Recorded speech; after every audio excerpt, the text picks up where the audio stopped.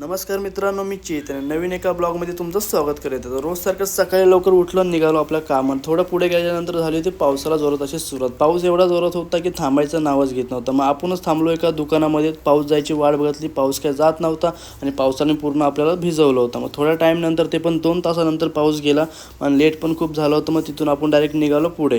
रोज मी raincoat घेऊन येतो पण पाऊस काय पडत नाही. आज नेमका मी रेनकोट आणला नाही, हा पाऊस सुरू झाला आहे. थोडं थोडं करून पार भिजून टाकलं आपल्याला. आता पाऊस कमी झाला, आता आपण जाऊयात मार्केटला, करू कंटिन्यू.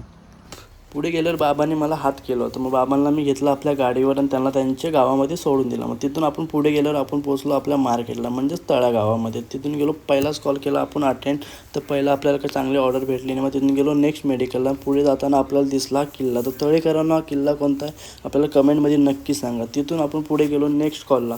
तर तिथं घेतले आपल्याला चांगल्याचे ऑर्डर भेटले आणि तिथं आपल्याला एक बाबा भेटले आणि ते बाबा आपल्यासोबत काय बोलत होते नक्की ऐका.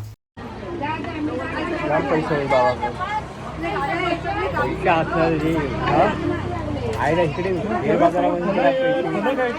बाबा आपल्याला सांगत होते की आता तुम्हाला जितकं कमावता येईल तेवढं कमवा, कारण की वेळ पडल्यावर आपल्याला कोणीसुद्धा मदत करत नाही. आणि हे रिअल फॅक्ट आहे मित्रांनो. तर आपलं कॉल वगैरे पूर्ण झाले होते, तर आपण निघालो पुढे. तर पुढे गेल्यावर भेटले आपल्याला काका. तर काकांसाठी आपण गाडी थांबवली आणि त्यांना त्यांच्या गावामध्ये सोडून दिलं. मग नंतर तुम्हाला मित्रांनो असं कोणी भेटलं तर त्यांच्यासाठी नक्की थांबा आणि त्यांना थोडीफार मदत करा.